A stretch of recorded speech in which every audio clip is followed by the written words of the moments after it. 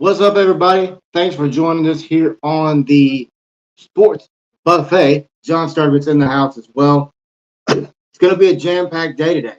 We're talking a lot. We got poll questions out there on social media right now. We also have our random question of the day out there as well, and it's random for sure. John Sturdivant, welcome in, man. It is time for John, it's time for a little appetizer as we get started. We got three different courses, as we know. We've got the appetizer, we've got the main course, and we've got the dessert, right? Right. So, John, let's start with a little appetizer, man. We'll start off with simple stuff. We'll start off with little hot or not, John. Little hot or not. We're going to talk a little college football to start off. Actually, no. Let's start with our poll questions, John. All right. So they're out on social media right now. Poll question number one has to do with Arkansas. Arkansas baseball is the topic of poll question number one. And that is, right now, how are you feeling, Arkansas fans? Are you mad? Are you happy? Do you care anymore? Or does DVH need to go? These are all valid questions that people in the state of Arkansas are asking right now. So that's the question for Arkansas. If you want to chime in, go to our Twitter page at 4-Star Sports M or head over to Facebook as well. Both questions are in both places. Poll question number two is Memphis football related today. With the AutoZone Liberty Bowl win last year, is that the biggest win in Memphis football history? We've already had some folks chime in on Facebook. We appreciate the engagement there. Once again, Memphis football. Was the Liberty Bowl win the biggest win in program history? Some say it is, some say it's not. I don't know. But, John, and then the random poll question, I personally enjoyed this question. I think it's very different, very unique. You ready, man? Yeah, I'm ready. If you could have a superpower, but it be kind of useless, what would it be? It's a thinker, man. It's a thinker. That's why I like it. That's why I like it. If you see over there to the left of me and John, we got the little pole over here. We got the little pole, and then we've got a little hot sauce, right? The hot sauce is very simple, but it's the burning question of the show, right? Something that John and I are going to start doing at the beginning. So, John, the hot question of the day is simple, man. Yeah. College football. Who's on the hot seat? Give me two coaches around the nation that you feel are on the hot seat.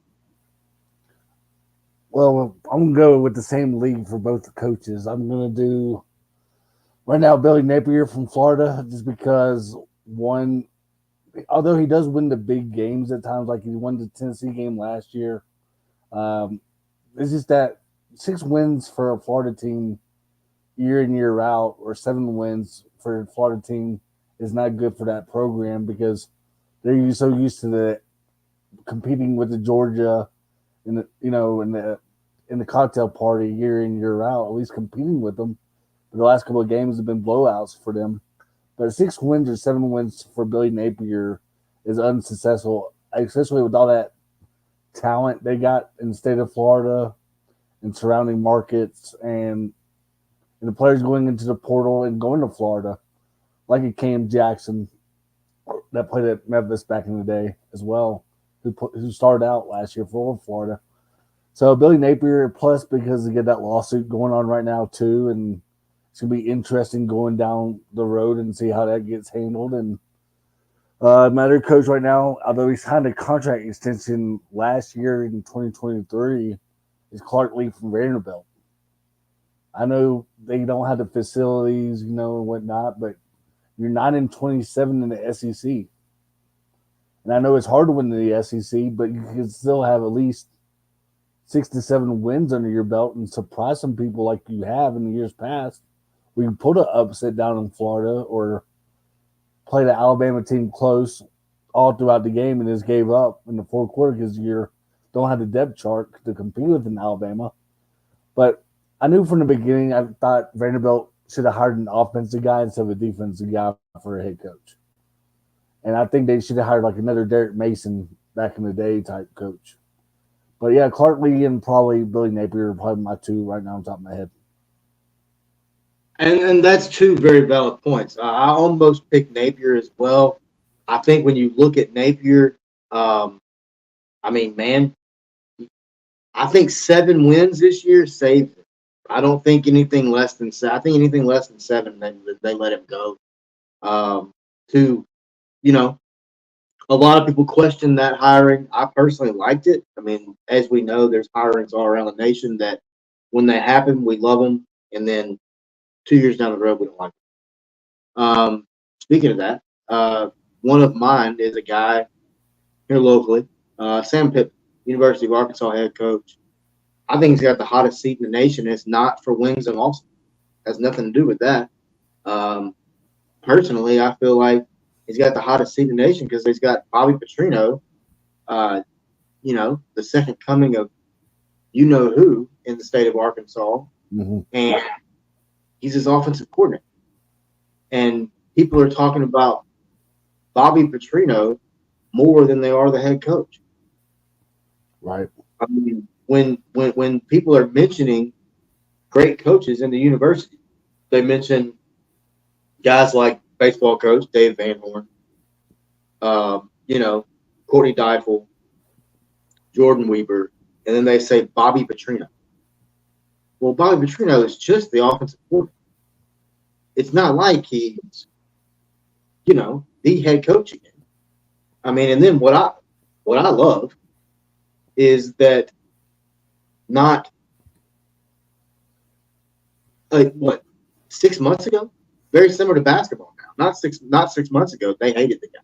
They couldn't stand him. By the way, we got Mark Goforth, former Mississippi State Bulldog, coming in to talk some Mississippi State baseball as well as regionals. We'll have Mark come on here just momentarily, next 5 minutes, right here on the Sports Buffet, 4-Star Sports Media, West Pruitt. I got John Sturgill in the house on this Monday. As you see on the screen there, go subscribe. Go like, go share, go subscribe at 4-Star Sports M. We're live right now on Facebook, YouTube, and Twitter. Thank you to everybody, or X, sorry. Thank you to everybody watching and listening. John, I think Pittman's got probably the hottest seat in the nation, man. And like I said, it's a lot of it has to do with the fact that you got Sam Pittman waiting in the wings. I mean, it sucks, but right. I mean, this team wins 7 games this year, but I mean, they start the season. I mean, I think they beat UAPB, but they start the season 1-4 or something, and this whole state's going to be hollering for Bob Petrino to be the head coach. Right. And then another one, man, Dave Aranda down in Baylor. I think Aranda's seat's probably a little warm, man. I mean, conference championship in 2021 for the Baylor Bears. Then you follow that up with a 6-7 and 3-9 record. Right. Since I mean, this is the year. I think you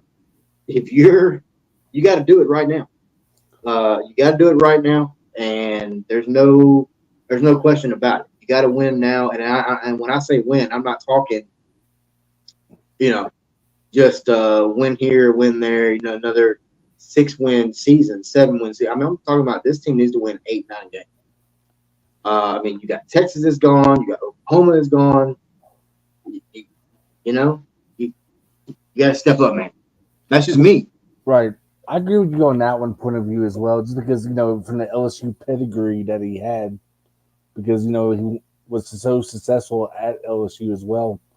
But you brought up a good point regarding Baylor. I think 8-9 wins is going to be the reach this year, just because you brought up the good point. Texas and Oklahoma are gone.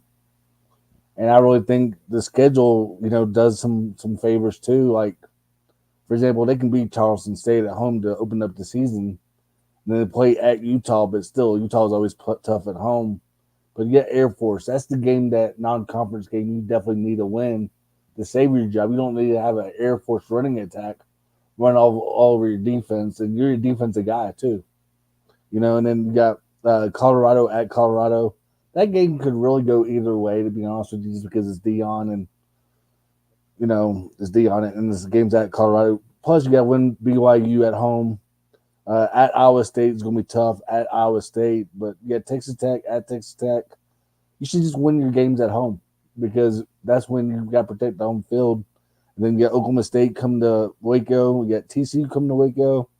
So all the tough games that are in conference are kind of at home. And I really think the Baylor-Houston game could basically jeopardize his, future at Baylor, to be honest with you, because the Baylor-Houston game is the next to the last game of the year, to be honest with you. Yeah, I mean, dude, it's about to be insane, man. It's about to be crazy. I honestly I think Dave's got to win now. And like you said, he's a defensive guy. So when a team when they just run him over like they did, Air Force, it's very, very, very deflating. John, let's get to the main course, man. Let's talk with Mark Goforth. Let's go ahead and get him in here. All right.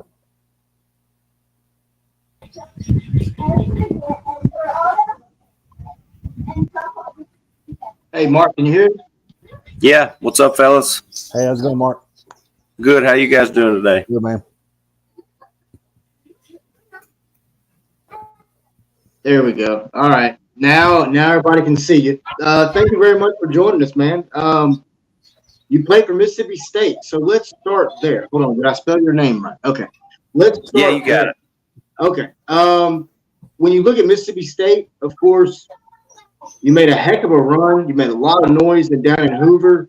And then you played, I don't think, terrible baseball in the regional. So let's start there. What was your thoughts on this Mississippi State team this season? Man,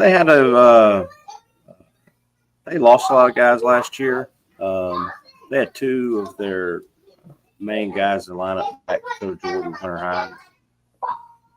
And those guys were really streaky this year. I think Dakota Jordan was a Golden Spikes Award semifinalist. So he was, for the most part all year, he was their main guy in the lineup. But for the past probably 3 weeks, man, he really struggled. He went into a pretty bad slump, and then this weekend in the regional, we came out of it, but I think it was just a little bit too late because Hines struggled the last month or so of the season too. But those were two of their main pieces, and they'll probably be losing those guys this year. But man, I like the guys. I really like Mershon at the top. He's kind of a spark plug for them,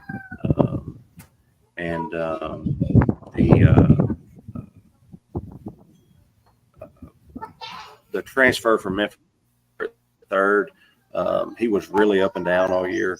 But Mershon and Chance, their left fielder, man, they were fun to watch. Yeah, you're talking about, I believe his name's Logan Colvin. Is that right? From the Tigers? Yeah. Mm-hmm. He had a nice hit during that first game there in Omaha, like a little single or something. It wasn't just enormous. It wasn't a walk off. Yeah. Right. But when you look at Chris Lemonis, baseball head coach, I think he's a really good baseball coach. A lot of people have questioned a lot of his decision makings during games. As you know, a lot of that's just situational. But when you look at Mississippi State, and John, your question's next, man. Don't worry, I got it. When you look at Mississippi State, of course, got a national championship just a few years back. The left field lounge in Starkville is one of the most beautiful things in college baseball. What is it about this program that just continues to bring in talent through not only high school ranks, not only for but even coaches? I mean, left field lounge is something that it's so rare in college baseball to have programs that are positive income for the university, and with that many people that come to games, man, when you walk in that place, you're just kind of like, how do you say no to this? If you've got 10 offers to go play and you walk into that place, what's better than this? You've got Baton Rouge and you've got Fayetteville, but to me, that's the best place in the country, atmosphere-wise, facility-wise. to me, those three schools kind of rotate 1, 2, 3 every few years when they upgrade. But just, I mean, when you go to a midweek game, there's 8,000 people there for, UAB or Mississippi Valley. It's just, I mean, how do you say no to that as a player or a coach? And with it being such a small town, those guys are celebrities now. They go out to eat, when they go, grocery shop, whatever they're doing. I mean, those guys are celebrities in that town because it's such a small town. I don't see how you say no to that as a coach or a player. Go ahead, John. Yeah, Mark, you brought up some great stories in the start, but I also want to bring up where you used as we started, for example, because their school is no longer existing. It's called Birmingham Southern. What a cool story to hear from them over the last couple of weeks, because one, they closed their doors May 31st, and then two, they made the World Series, as well, and they lost yesterday in that elimination game. But just talk about the Birmingham Southern, like how you got started at Birmingham Southern as well. Yeah, so in high school, I played 3 sports. So I didn't do the whole travel ball circuit deal when I was in school. So when baseball ended, I was going to football. When football ended, I was going to basketball.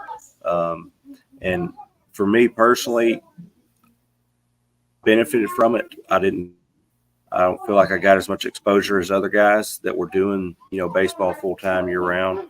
But yeah, I only had 2 Division I offers out of high school, and Birmingham Southern was one of them. And as a high school kid, you want to tell everybody you're going SEC, you're going, to this big school, but they fit my style of play. They love to run, they love to bunt. And that was kind of what I did. And I went there as a freshman, and they had a senior center fielder, they had a senior left fielder, and their right fielder was a freshman All-American. So it was kind of backlogged. There wasn't a lot of room for me. But I performed well in the fall and performed well in the spring, and actually beat out the senior. And man, it was a fun year. We were really loaded. And towards the end of the year, we won the regular season conference, and they announced that due to kind of what they're doing now, the accounting issues, they were going from Division I to Division III. And this was, way before the transfer portal. And so we all received a blanket release to go somewhere else and play. And I think there were 4 or 5 other SEC guys on that team. So, man, we were really good. And so I kind of got to do the visits and the offer rounds that all the other guys that I played against in high school got to do. I spent that summer, I went to Ole Miss, I went to LSU, went to Auburn. I had kind of took the SEC vacation and look at all these schools. And just as a kid, I wanted to play for Ron Polk. I wanted to play at that school. But I committed to Auburn. I canceled my other visits and I went to Auburn, but at the time I had other priorities that were above school. And so I didn't, I had a couple classes that didn't transfer credit wise. And so after I, committed to Auburn and canceled my other visits, they called back like, hey, you're not going to be eligible. So I had to call a couple schools back and say, hey, I changed my mind. I'm going to come down there. And I landed on Mississippi State, and it was one of the better choices I made in my life. Yeah, it was just a crazy story over the last 15 years or so that I've known you now. Yeah, no kidding. So, Jonathan, like I said, I didn't do the travel ball thing. My dad farmed, and so during the summer, if I wasn't playing or in the weight room, I was, on a tractor or in a field somewhere. And so after my senior year, I, at that point decided I'm going to play baseball, and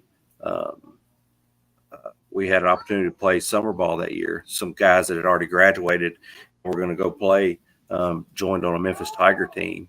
And to this day, I mean, those are some of my best friends to this day. That was 20 years ago. I still talk to a lot of those guys. Some of them are still my best friends, and we talk about it all the time. It's the best summer of our life. I mean, think about that. You're going from your senior year of high school, being with your parents all the time, to going to college. And, hey, man, we're going to travel the country this year. We're going to travel the country for 2 months and have fun. And it was my life. Yeah, you brought up like the summer trips because, Wes, you don't know this, but my dad was actually his head coach in 18-year-old baseball. That's how whatnot. That's how I got to know Mark over the years. Not only got to see him, like you said, Birmingham and Southern, but Mississippi State, and whatnot. And every time I came to AutoZone Park, we'd always reconnect that way too. And it was just one of the best memories to be, like you said, summer baseball. Most places you see teams go like Oxford and and Jackson and whatnot. But guess what my dad did? He did a college tour and played on college campuses to give these guys some looks at the college level for these college coaches to come out. Like, for example, didn't we go to like Arkansas Pine Bluff or something like that? Yeah. We went to we went everywhere. We went to Joplin, Missouri, and went to Oklahoma, and of course we didn't go to the SEC schools, but we went to Pine Bluff and Southeast Missouri, and man, it was fun. Yeah, that Little Rock tournament where y'all won it all was pretty cool too. Yeah, it was. There was I talk to people all the time about it, and man, there was a team. They had like 11 or 12 SEC guys, and man, Pedro Alvarez was on that team. He and I ended up playing against each other. He was at Vanderbilt and was a top pick, and there's a couple kids in the Yankees organization. One of the guys that was played shortstop and first at Ole Miss. Yeah, oh gosh, Zach Miller back in the day.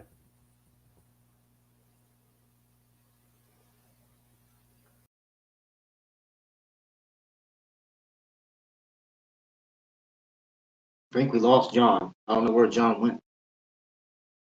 Mark, are you there? You froze up.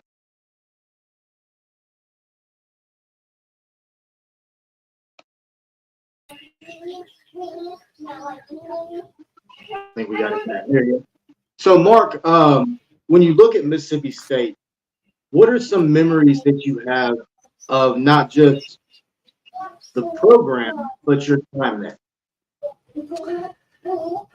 Yeah, I mean, like I said earlier, I mean, these are some guys that your teammates are some of your best friends for the rest of your life. My first year I got there, they were really good. They were coming off. They'd been number one in the nation the year before I got. And they had guys like, Brian Laninfa, Mitch Moreland, Brandon Turner, Jeffrey Ray, Ed Easley. And these guys were really, really good. And, I mean, we go down to Tennessee, and Jeffrey Ray, who was the best hitter I ever played with, he had a death in the family. And so we go to Tennessee, and I'm looking forward to it because I hate Tennessee. And my whole family's, everybody I know is going there. And Jeffrey's not going, and I got to hit leadoff that weekend. We go to Hoover. And I don't even know how the schedule works now, but it used to be a rotation to where there were two teams in the SEC that you didn't get to play. You played everybody, but it was a rotation deal. And Vanderbilt was not in our rotation that year. And so we go to the SEC tournament, and Vanderbilt throws off. They don't throw Price their first game. They throw Mikey Minor, who was, I don't know, the third or fourth pick that year. Well, they get beat. And so we draw Ole Miss. We play Ole Miss in the first game, and we face Will Klein, who's a first rounder, and we lose. It was a 1 or 2 run game, and then we get to face David Price the next game, and just things like that. Playing against guys that played in the big leagues for 10, 15 years. Mitch Moreland was our first baseman. He played in the big leagues for 11 years, I think, and we go to Tallahassee and win that regional and host Supers in Starkville versus Clemson. And, man, at the time, I think there was 14 or 15,000 people at that game or those two games. And at the time, we broke the record by, there's telling how many, that place was nuts. And then we go to Omaha that year, and that was a really fun year because those guys, as close as we were as a team, and we're still really close friends, and you just meet some lifelong buddies those few years of your life, and it was.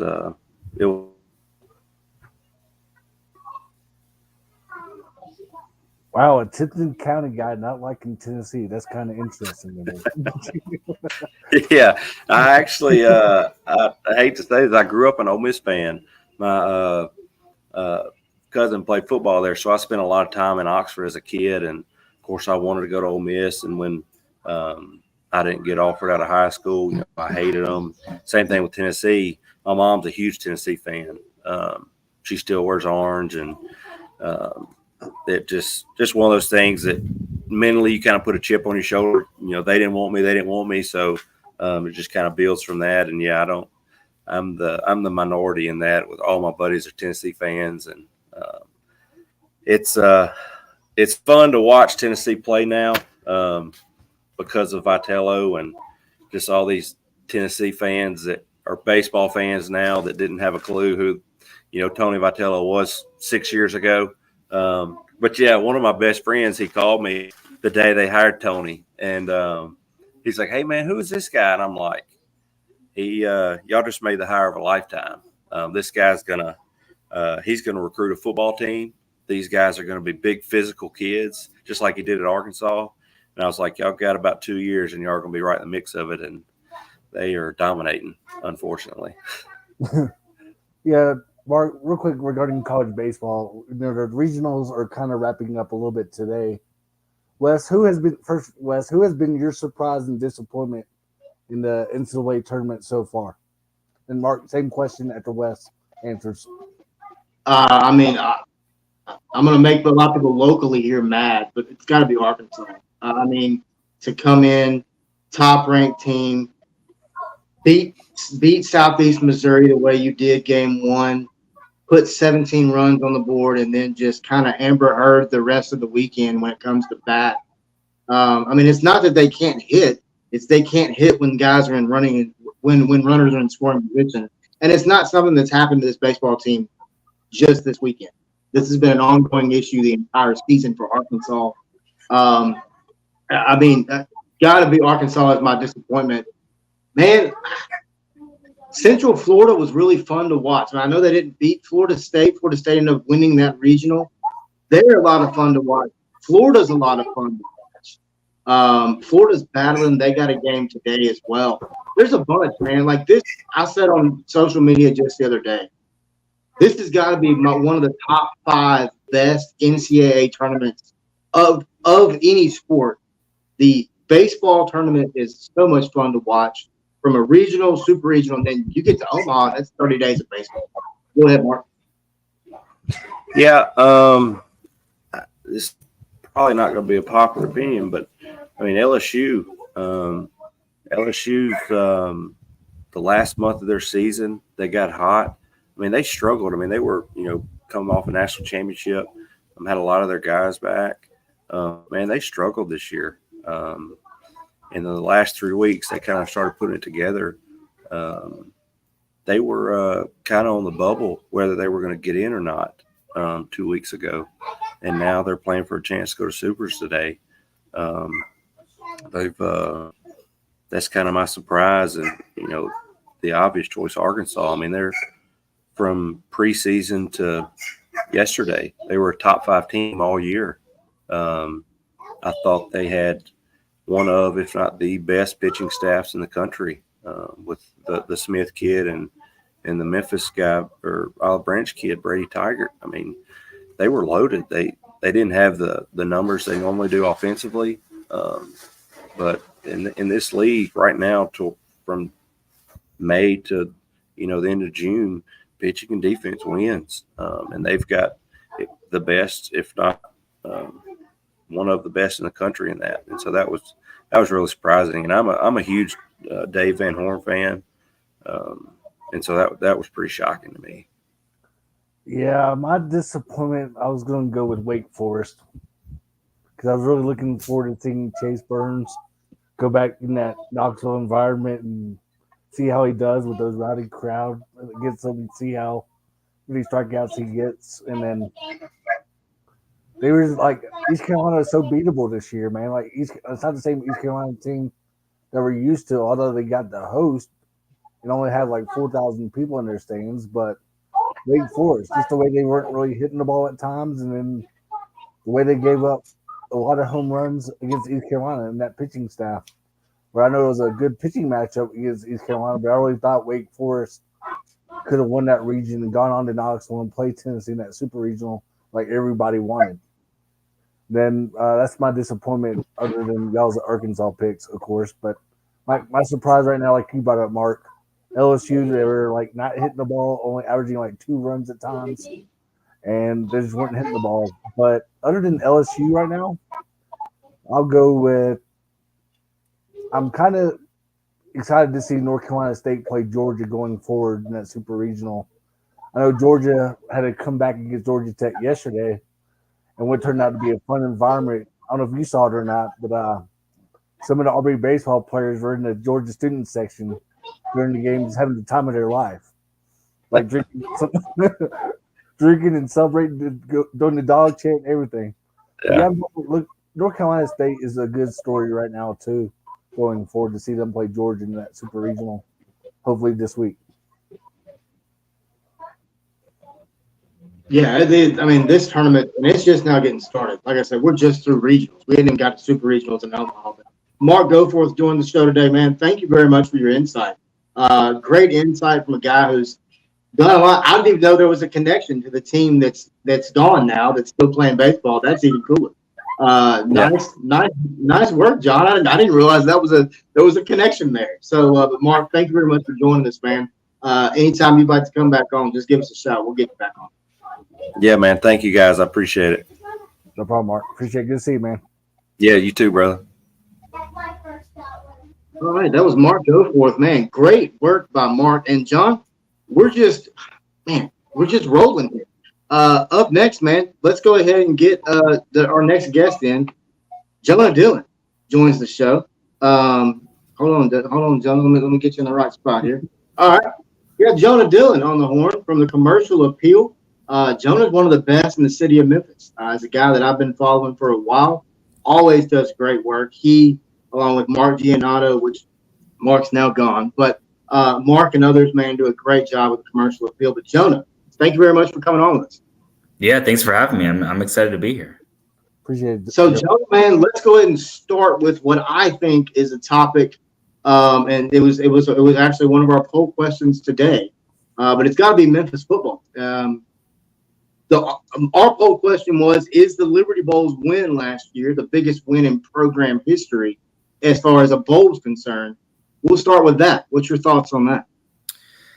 Yeah, I mean, if it's hard, it's hard to not want to overreact, especially with they've talked about it throughout the offseason, like the momentum that win gives them. So I almost feel like we got to revisit that and see what happens with this season. And we might be going back to that and saying, wow, like this kind of started there.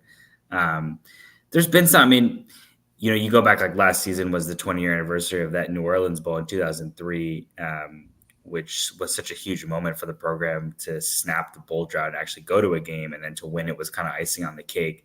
But a lot of people go back to that game and talk about how much, you know, momentum again, like how much that gave them. There's a couple. Yeah. I mean, I'm continuing to kind of get acclimated on my Memphis football history. You know, you got to go all the way back, especially because like people are talking about this season as like, this is the most anticipated Memphis football season ever. And I'm trying to go back and maybe I missed a season 100 years ago or something, you know, where they were in on it. So, yeah, I'm trying to get that, but yeah, I mean, it's definitely up there for sure. It was a huge moment for the program. So, Jonah, when you look at this Memphis program, let's just start at the head of the snake, right? Let's start with Ryan Silverfield. I was very happy to see him clap back, as I put it, at some naysayers last year after that 9th win going into the bowl game. What are your thoughts on Silverfield? I think he's done an incredible job with this program.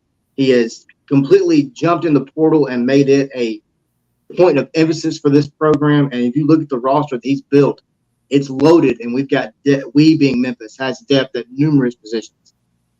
Yeah, I mean, I think a lot of it, and even coming into last season, like we're talking about 2 6-6 regular seasons before that, and people wanted to see kind of an improvement, especially with the way that the conference looks. Obviously, losing those teams a couple years ago, theoretically, made it a weaker conference for sure with Cincinnati and Houston, UCF leaving. I think obviously you showed that, you won 4 more games if you count the bowl game last year, and it's gonna depend a lot on this season because you look at, there was a ranking, I think, from CBS Sports of Group of 5 head coaches a couple weeks ago. And, Memphis is considered to be at least one of the top programs, maybe the top one in the Group of 5, but Ryan Silverfield was not listed as one of the top coaches. And I think that going to this season, like if Memphis does everything that people are talking about that the Tigers can do and go to the playoff, suddenly Ryan Silverfield is going to skyrocket close to the top of that list. And I think the recognition, you're starting to see it, like you said, with the transfer portal, it's starting to turn. I think this season, if Memphis is able to kind of follow through on those expectations, it's really going to change the way that he's perceived both in this market and nationally, especially because people are just going to know who he is more.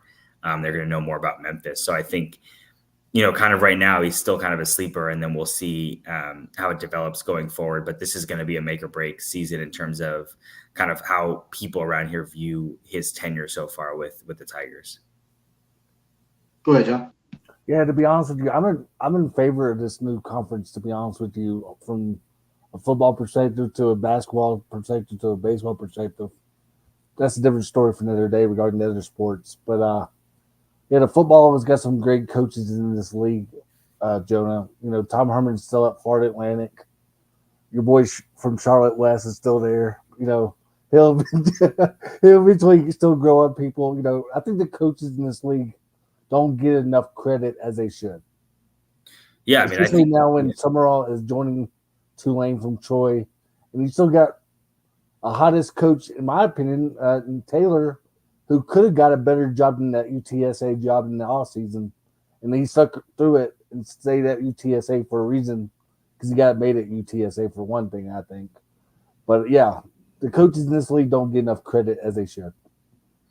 I mean, I feel like you just mentioned it. I feel like John Summerall coming to Tulane is like a huge story. People haven't really, I think we'll talk about it more as season gets closer, but like what he did at Troy was pretty impressive. And we talk about Tulane is like, well, they lost their quarterback and they lost their coach. Like, yeah, that's true. But they brought in a coach who has a lot of success. It was a track record. And they brought in a highly touted quarterback. So you just never know with some of these things. Like John Summerall, I think, could come into Tulane and kind of have that program up and running right away when some people are kind of expecting there to be like a rebuild. So it's going to be that's one of the storylines, I think, in the conference this season is how he does in his first year. But I wouldn't be surprised to see that program already continue to be at the top of the conference just based on what he did in the past. Yeah, Jonah, we're going to do a Grizzly talk real quick for you since you do help out with the Grizzlies a little bit.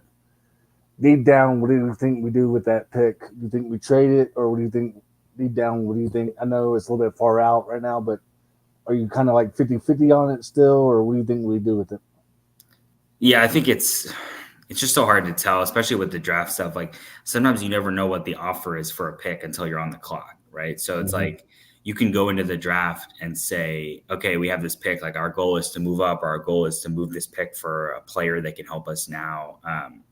And you can be shopping around, what's it going to look like? And then you're not going to get the real offer sometimes until you're actually on the clock. And at that point, like you have to be prepared to make a pick, obviously. And so I think, one thing, obviously, if they want to move up, like people have talked about Donovan Clingan, he's kind of been gathering a lot of steam, not just here, but, a lot of other teams with the available players in this draft, especially after the top two. I think if they move up for him, I wouldn't be surprised. Obviously, I think he would have been a candidate if they had moved up in the lottery. And I think if you end up getting to pick 7, 8, 9, and he's off the board, and they don't like some of the players that are available, like you're going to get to a situation where either you might try to move back or, go best player available. And I just think it's too early to tell. I think, and people are going to obviously, we're going to talk about it up until the moment, but it kind of feels to me like we might be talking about it, like I said, seconds before the pick is actually made. And because there's so many options, and because of the way that this draft is setting up, where like it's going to get to a point, especially maybe 5-6 picks in, where it's kind of just a crapshoot. And you might see a lot of teams trying to move back because they don't want to have to deal with, picking in a tier where they feel like a lot of guys are similar.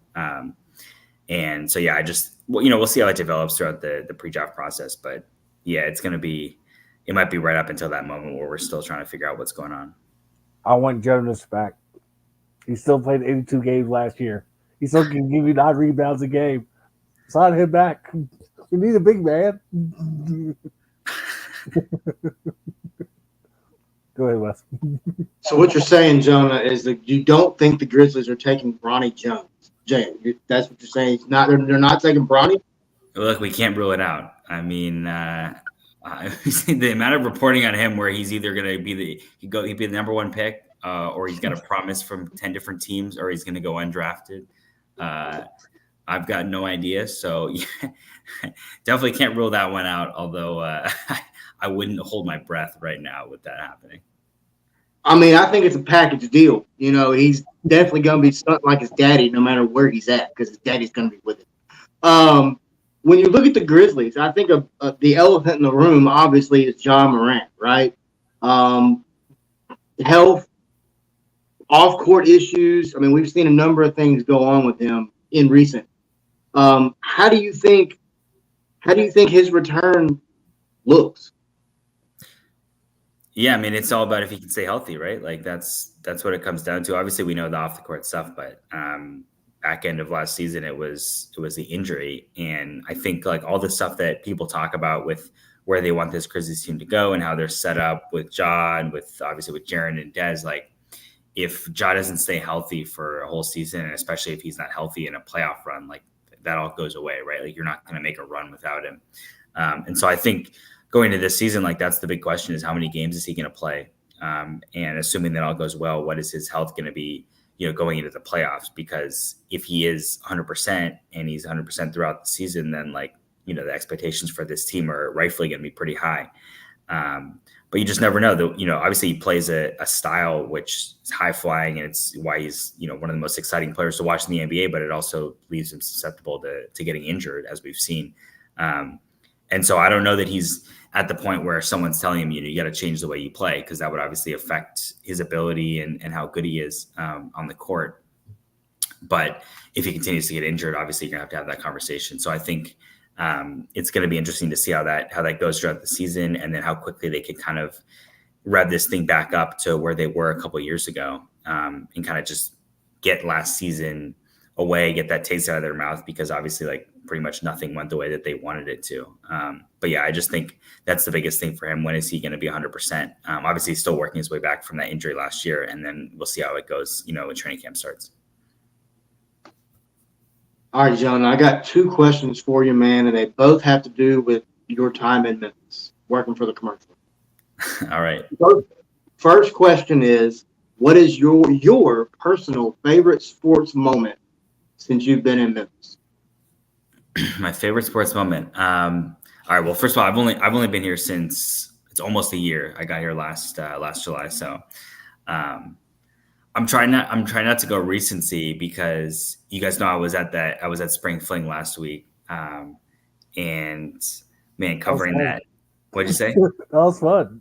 Yeah, well, covering that Briarcrest Christian Brothers baseball game that lasted until 1 a.m.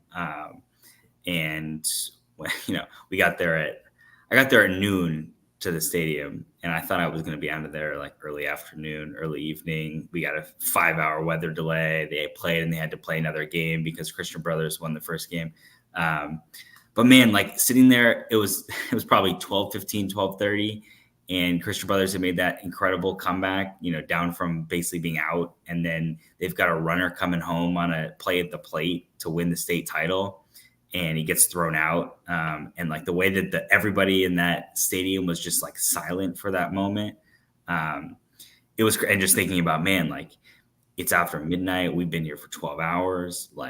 Everybody, I'm exhausted. So I'm exhausted mentally and physically. I can't imagine what it's like if you're a kid playing in these games. You've had to sit through this delay, you win, and then you have to wait another delay. And then Briarcrest is playing for their first baseball state title ever. The emotions of that.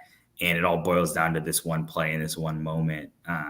And that's kind of what's like, it reminds me kind of what's great about sports, right? Is like, you're sitting here, you have all these things going on. We've all driven from Memphis to Murfreesboro to play this game, right? Between two Memphis teams. We could have just, that's what fans on both teams were telling me, like, man, couldn't we have just done this in Memphis? Like, why do we have to come all the way out here? And then it all comes down to like this one moment where it's just like silent for a couple seconds and you're waiting to see if he tagged him and if what the ump is going to call. And obviously, we're not talking about, we just got through talking about college football and professional sports, and obviously that's bigger, but it kind of reminds you like that kind of a moment, how important sports are and how much it means. And then just the emotions a couple minutes later when the game ends and it's finally over and they finally had this moment, the kind of game where the game ends and everybody on both teams burst into tears, right? For different reasons, just because of everything that they'd both gone through that day. And I just thought it was an amazing moment. I mean, like, I was exhausted. I filed my story at 3 a.m. that morning.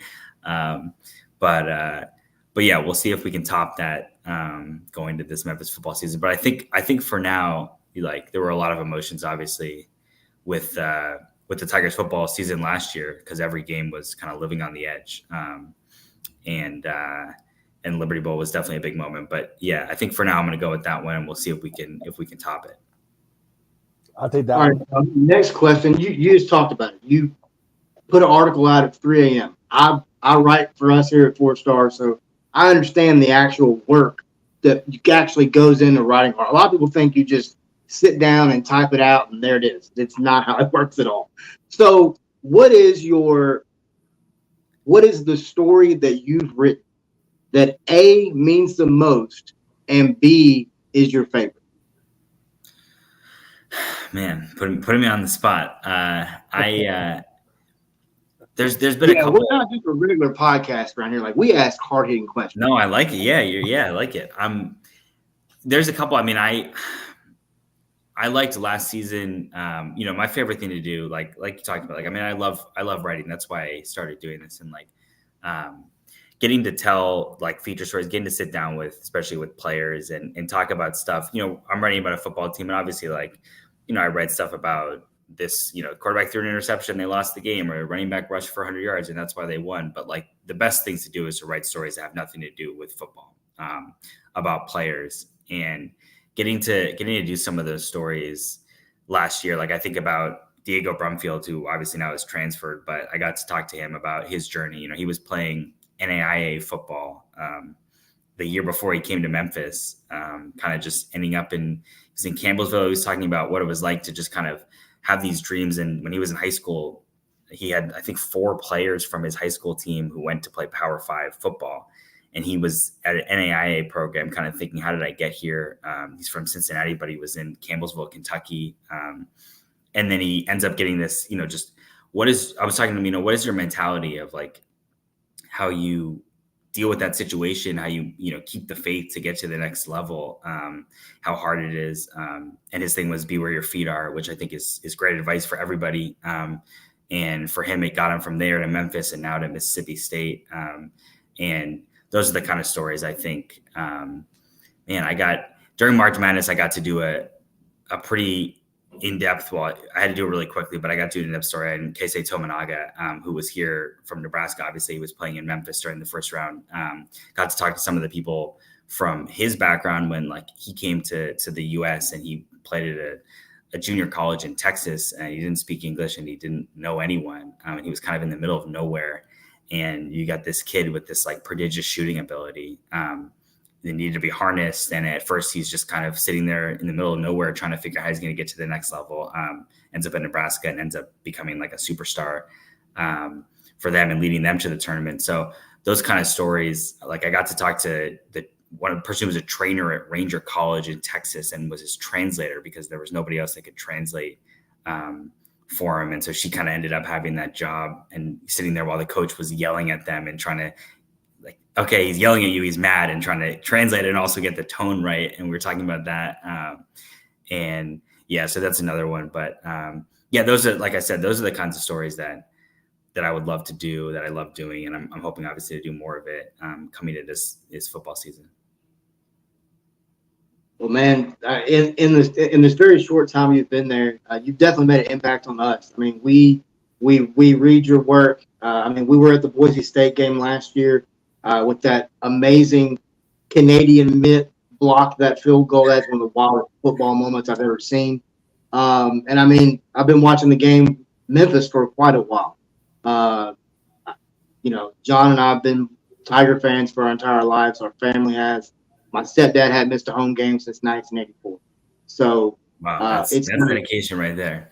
It's kind of in our blood. Yeah. I sat through a 1-11 Memphis team in a storming East Carolina. There was maybe 800 people in that stadium on home field. Yeah, it sucked. I was there for a tropical storm. Do what? I was there for a tropical storm for the road game for at least a quarter. Does that count? Let's not talk about that. I mean, Justin Fuente's first game was a monsoon and a loss to UC Martin. A lot of people forget about it. But no, man, Jonah, you do great work. Your stories are always engaging.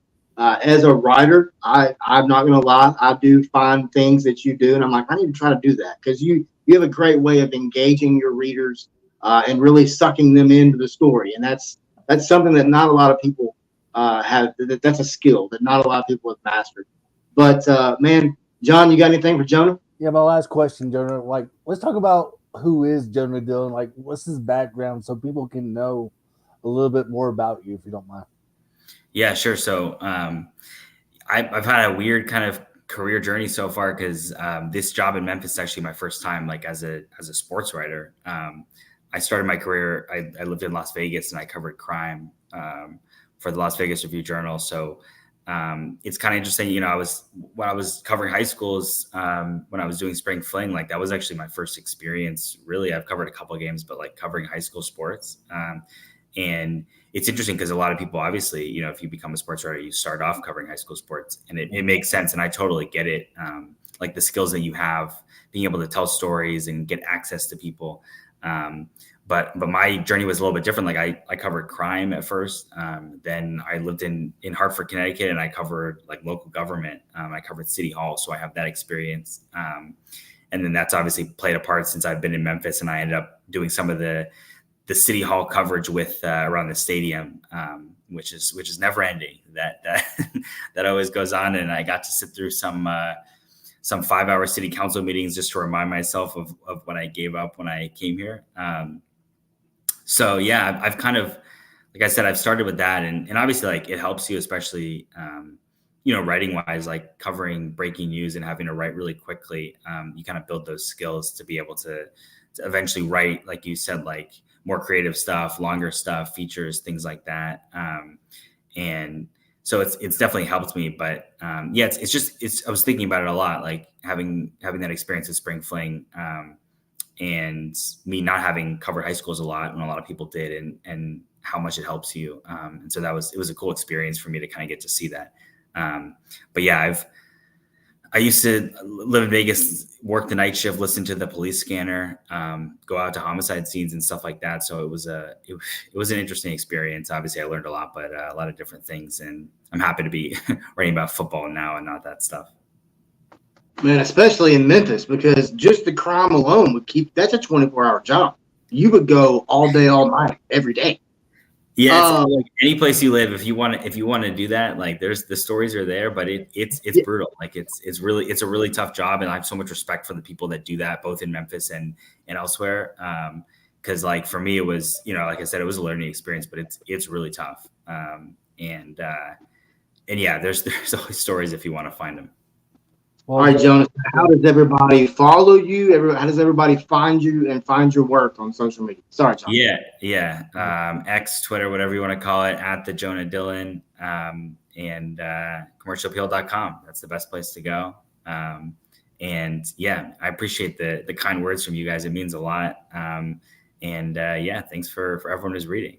Well, Jonah, I just want to tell you, like, you brought up one of your memories. I'm a prep guy, as well, because I cover high school sports on the side, not only 4-star sports, but I try to promote the kids. Like, it all started when I did Bartlett Radio back 25 years ago, it seems now. That's how I first got started, because I was a Bartlett alum, part of the basketball team. managed the basketball team. Then I became part of the radio station that Florida actually has. But I know who Tom Krieger can call for some prep guys since they don't have a prep guy right now, you could do some interesting stories right now during the summertime regarding preps. So keep on doing preps also, a little bit this summer because it's going to be an interesting summer, not only, regarding basketball stuff, but also some football stuff going down the road for some preps in the Memphis area as well. But if you ever need any connections or anything like that, we can always help you out here too. And we can help out each other in the long haul. Yeah, it's good to know. So keep up the good work, man. All right, appreciate it. Jonah Dillon has joined us today from the Commercial Appeal. Man, great insight from Jonah, John. Man, Mark Goforth, followed up by Jonah Dillon. Goodness gracious. We're loaded here on the Sports Buffet, man. We got a plate full for you every day, Monday, Tuesday, and Wednesday this week. We got this is the main course section of the show. We had the appetizer at the beginning. And John, I'm not gonna lie to you, man. Between Mark and Jonah, I'm pretty full going into our dessert session. So, Jonah, thank you very much for joining us, man. You did an amazing job, and we will be sure and shout you out moving forward, especially when we get this thing posted up too. So, thank you very much for joining us today. Yeah, thanks so much. Jonah Dillon had joined us today, John. Man, great work from Jonah. Man, he is good stuff, man. He is good stuff. John, it's time to let me get this off here. It's time to jump over to the Cheesecake Factory. No. The dessert time. Yeah, buddy. So, John, the dessert section of the show, it's kind of like it's the end. It's you ate, you're full. But let's go over our poll questions again for the day. So, poll question number 1 has to do with Arkansas baseball. If you're an Arkansas fan or not Arkansas fan, how are you feeling about Arkansas baseball today? Are you happy? Are you sad? Do you not really care if there's no Natty? Do you think Dave Van Horn needs to go? That's poll question number 1. These are all on our social media pages as well, so you can go answer, chime in, share it, ask your friends, ask your mom, ask everyone. Can I answer? Do it? Yeah, go ahead.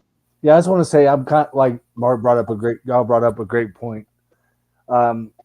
There's no excuse for this team not to make it to Omaha this year. This team had the pitching, but like you brought up and I brought up numerous times, the running and scoring position cost them all year, and this is one reason they're not going on to the Super Regionals and further down to Omaha. People that want Dave Van Horn fired are pretty much clueless right now. I can say it, but I'll be honest with you, this is the team that should have gone to Omaha. There's no excuse for it. You had all the tools, you had the pitching, you had the bats, and you're supposed to protect your home field again, basically. The same thing regarding the softball team. You thought the softball team could have made at least a Super Regional because they had a home field advantage also. And I really think there's no excuse for you not to protect your home field the last couple of years if you're Dave Van Horn. So I'm disappointed in that, to be honest with you. I'm not saying he's going to be fired, but I could see where a lot of Arkansas boosters are probably going to be like, okay, your 20 years is up, basically. And they wanted – it's like the same thing regarding Calipari, Calipari was like on a hot seat at Kentucky. They wanted him gone. And then Calipari's like, nah, screw you. I'm going to go move on by my own. Yeah, I don't think – I can pretty much tell you right now, I don't think Van Horn's going. No. I mean, Arkansas baseball is Arkansas baseball because of Dave Van Horn. Yes, Norm DeBryan did a lot. Not what I'm saying.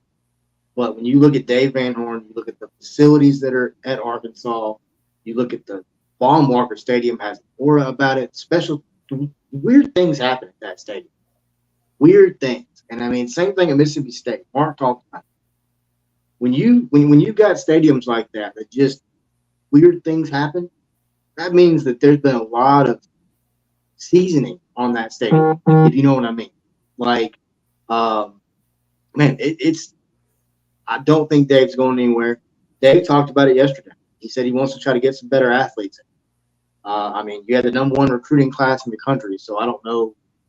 I don't know how much better athletic-wise you can get. I mean, late, pretty much all year, Arkansas was hit a home run or, strikeout kind of a deal. Right. But it is what it is. It's, there's numerous fans out there that are upset today. Obviously, any common knowledge fan is not going to be happy. I understand nobody's happy. Right? We have to put that on the poll, people. It's okay. Poll question number 2 has to do with Memphis football. Was the AutoZone Liberty Bowl win last season the biggest bowl win in program history? Jonah brought up a good point. This is I don't know how we do this, John, but we seem to ask things that we're going to have to revisit later on. We do it all the time. It's so fun. But maybe this is a poll question we may have to post at the end of the football year, after the bowl game. So, I think when you look at it, obviously the New Orleans Bowl was a big win in 2003. It was the first bowl win since 1968 and the Pasadena Bowl. But, man, you look at it, man. New Orleans Bowl was big, but when you look at the Liberty Bowl, to me, in my opinion, that's the biggest bowl win in program history. It's bigger than New Orleans, bigger than Miami Bowl. You look at the payout, you look at the opponent, you look at everything.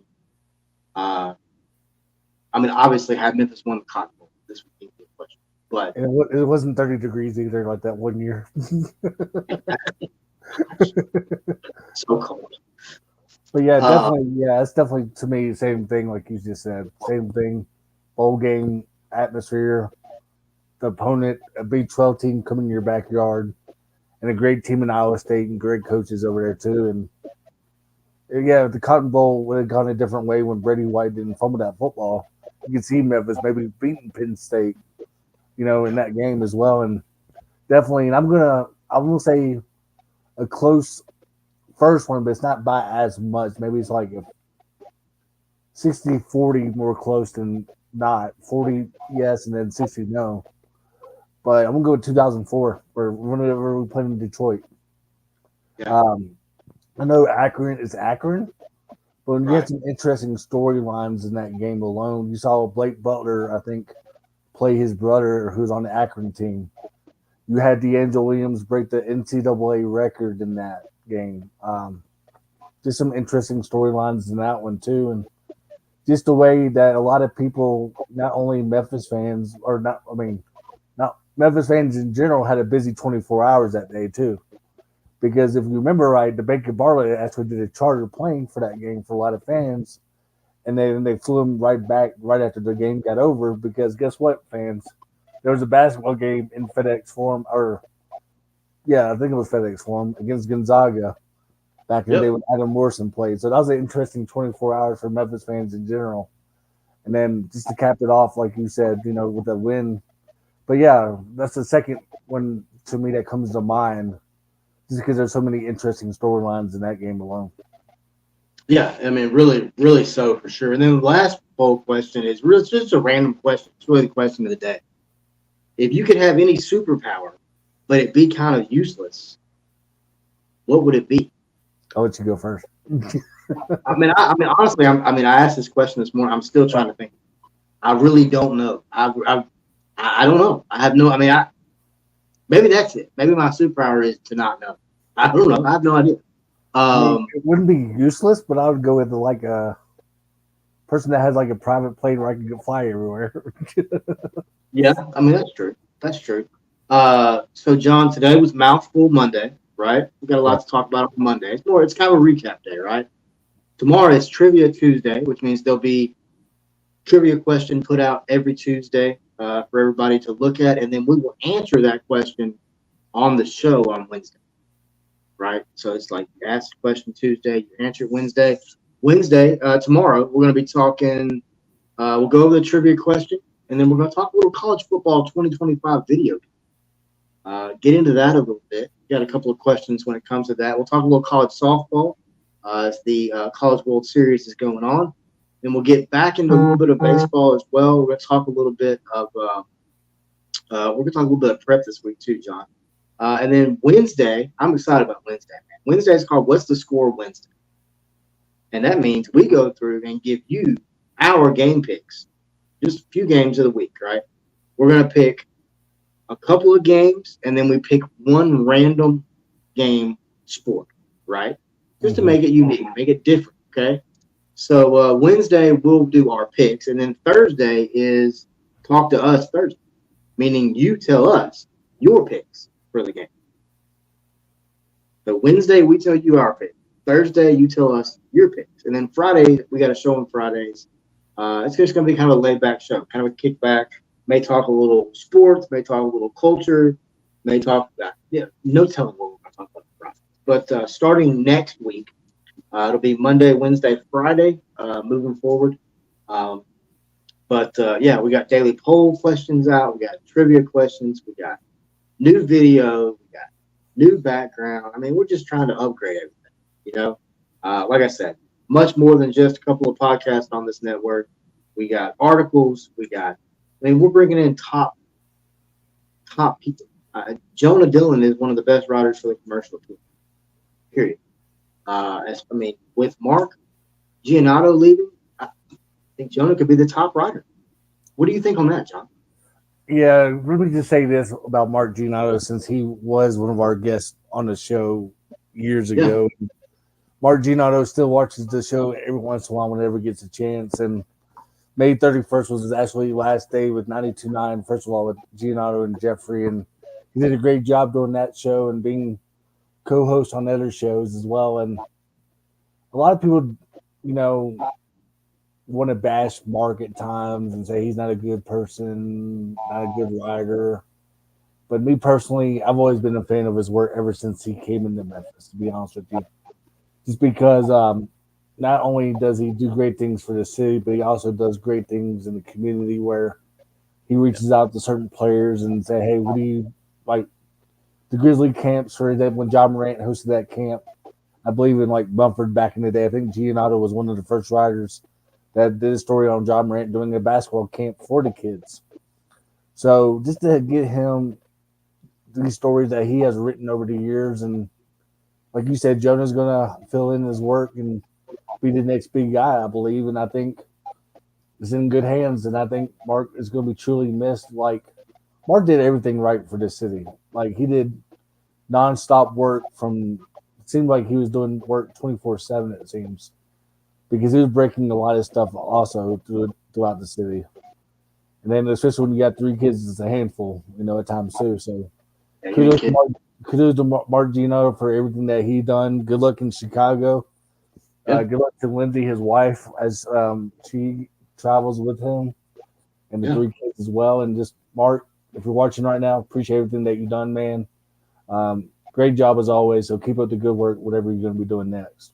But yeah, no doubt, man. Mark Giannotto is taking a lot of slack for a lot of stuff that really there's no need in giving him slack for. He's just taking the content that's in front of him and putting it out. And that's very similar to what we do. We take the information that we're given through numerous media distribution lists that we're on, numerous connections that we have through numerous different teams, organizations, conferences, and more. We just take that information and give it to you. That's what this show is. The Sports Buffet is literally a show of nothing but the information that we are privy to through our media distribution list and others. That's it. That's all it is. John, man, good stuff today, man. Way to start the week out strong right here on the Sports Buffet, 4-Star Sports Media Network. Radio Network. Man, a lot of fun, man. A lot of fun on the Sports Buffet. I love the new look. I love everything about it, man. But we got a fun week. Fun week this week, and then we crank up next week for the entire thing. But for John Starter, I am Wes Pruitt, and you have been watching and listening to the Sports Buffet right here on the 4-Star Sports Radio Network.